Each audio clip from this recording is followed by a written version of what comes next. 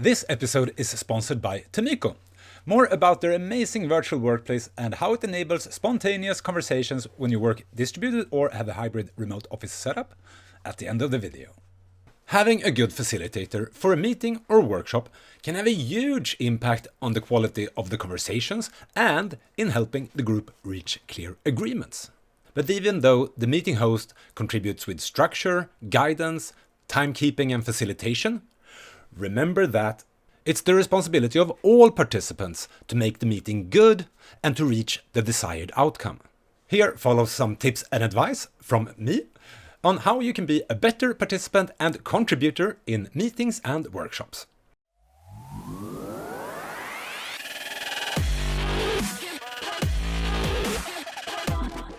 Before we start, why not pause the video and reflect yourself?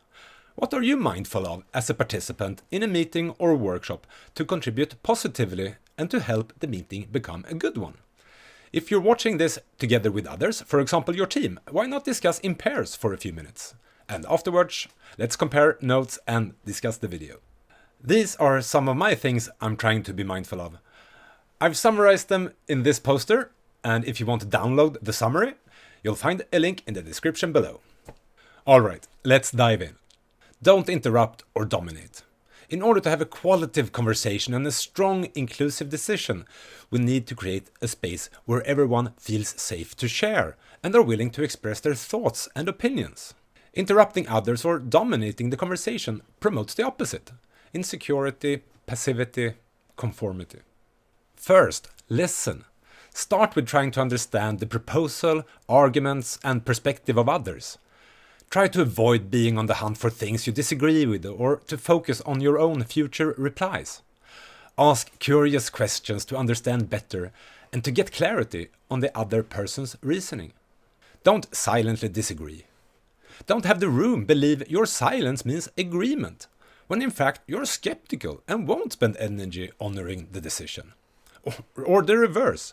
If you say or express nothing, how can others possibly know that you're actually agreeing? Offer a smile, a nod, a thumbs up. And don't get stuck in highlighting gaps in proposals and criticize suggestions. Finding corner cases or imperfection is easy, but rarely helpful. Instead, contribute with more options, help out to improve laid proposals and explore possible mitigations to raised concerns. The easiest way to invite others and allow for as many voices as possible is to, when you talk, keep it short and to the point, then stop and pause. This way we create room for others to add to the dialogue and to share their thoughts and perspectives. Don't just keep talking to fill the silence or to stall in case you think of something more to say. Be present and don't multitask. Minimize the Slack window, close Teams, put away your mobile phone. Show others that you are engaged. Close your laptop. Unless, of course, you're in a remote meeting, then you need it for obvious reasons. But in a remote meeting, if you are looking away, typing on your keyboard, you might want to clarify that you're actually taking notes and not doing parallel work or updating your LinkedIn. When sharing or debating, address the whole room. Even though it might come natural to share arguments or direct objections to the facilitator who is running the workshop, remember that it's the group that needs to find shared understanding and reach an agreement. If you're confused about something, someone else is probably too. Ask those questions. If something is unclear to you, there are most likely more people in the room lacking the same information or context. This is especially important if you're new. Your fresh eyes aren't spoiled with "this is how it works here" or have blindfolds for weird things. Contribute by addressing the topic at hand and stay focused on building towards the outcome of the workshop. Raise concerns, but don't take the room hostage, diverting the conversation into another direction. And don't take over the facilitator's job. Choose to trust that his or her plan is good enough for the purpose of the workshop. Have courage to commit. And even if you're not totally convinced the decision is optimal, put trust in the wisdom of the group and that the path forward is good enough for now. Commit and use your concerns to improve the way you execute on the decision and as input for the upcoming evaluations and retrospectives. This might sound like a weird one, but leave in time. If you have a back-to-back meeting after this one, announce that you will leave 10 minutes early so that you have time for a coffee or toilet break. Don't start your next meeting with being late or stressed. For remote meetings, when we meet over video, there are a few more things one can try to be mindful of. Camera on! How else can others see if you're engaged, listening, see your reactions? You don't walk around the office with a paper bag on your head, nor should you in remote meetings. Unless it's a big meeting with a lot of people, then you can put your paper bag on. But perhaps actually turn on your camera even then. As a presenter, talking to a wall of turned off cameras is pretty lonely. Show that you are engaged and present. Don't have people guessing if your screen has frozen. Express yourself. Use your face muscles, eyes, hands, and posture. Help the room pay attention to people wanting to share using the raise hand functionality and to respect the talking order. Not everyone is going to just jump into the conversation, so make sure to be on the alert for questions or comments in the chat as well. And finally, mute or not muted. Well, when in smaller meetings with few participants or when in breakout rooms, definitely don't mute yourself. Clicking muting, unmuting introduces an unnecessary lag in the conversation. A conversation that's already tricky because of having it over video and enduring internet lag. Those were my tips and advice. Let's proceed and wrap this up. How did my advice compare to the things you wrote down? What else are you mindful of? Anything I shared you disagree with? And if you're watching this together, please discuss and reflect together. And again, if you want to download a summary of these tips and advice from this video, the link is in the description below. And if you want to become a better meeting and workshop facilitator, I'm offering a 2-day course, Mastering Workshop Facilitation. You can sign up, link below, or contact me on LinkedIn if you want to run it internally at your company. It can be run on site or remote. And talking about working remotely and interacting with colleagues over video and digital tools, what a great segue to the sponsor of this episode, Temyko. Are you working remotely and miss the sense of belonging an office can offer? Now, there's a way to feel part of an office culture and catch up with colleagues, all without ever needing to schedule or send a calendar link. Temyko is a virtual online office, a digital home for your team, department, or even for your whole company. You design your own layout, create rooms, decorate and configure the rooms and spaces according to your different needs. You can even add your company branding for that professional feeling. Accessible by app, browser, or your mobile phone.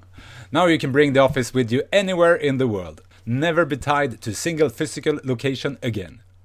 Temyko becomes your shared home where you hang out during your workday. You move yourself around, just as in a real office, between collaborative spaces, meeting rooms, the kitchen, people's desks, and rooms for private conversations or secluded calls. Move yourself around by simply clicking where you want to go. And best of all is how frictionless communication and collaboration becomes. You don't have to book a video meeting, fiddle with the calendar. No, when you enter a room, you're automatically added to the video conference of that room. Just switch on your audio and camera if you wish to participate. Feel for a social break? Signal that you would like some company and chit-chat by entering the kitchen. As soon as people join you, their video feed pops up automatically, and you guys can catch up on all the latest office gossip. Once logged into the office, you get an instant overview of everything that's happening. You get at a glance visualization of who is working together and what projects they're working on, who is currently in the office and how available they are, and you can check their avatar for more information via status updates. You can also see whether they are at their desktop or on the move via the Temyko mobile app. Super handy. And immediately understand current availability by seeing which rooms are being used and who is there. Perhaps they are video conferencing with the client, in a one-on-one with their team lead, in deep focus and doesn't want to be disturbed, or even if they're on an external phone call. Temyko removes that remote work feeling where you feel unsure about reaching out to others. Never feel as though you're interrupting a teammate again. It's also really nice to have the option just to sit together and work with others, even if it's just without audio to keep each other company. Of course, you can always choose to listen to music or podcasts together too. Meet for after-work team drinks and get-togethers. We can't be all work and no play, right? You can pretty much design the office any way that works for your team in terms of size, branding, and room names. There's a lot of decoration and features to make the place cozy, and special objects for celebrating team wins, birthdays, etc. Seasonal objects are added for times like Halloween and Christmas, which is really cool. And there's an option to add additional floors if you want dedicated team spaces. If you're a team lead, you might want to create a designated room for office hours where people can drop by, or a support room where juniors can be visible to indicate that they need help once someone becomes available. There are plenty more features. Find out for yourself. Head on over to tomiko.com and try it for free with your team for 14 days. Trust me, it's going to change the way you collaborate with your team forever. Team collaboration using video is super efficient. You can simplify and speed up decision making with the use of polls, or raise your hand to vote or to ask a quick question. You can react in call with emojis to give the presenter real-time feedback. I've never seen this in another video tool, and it's honestly awesome.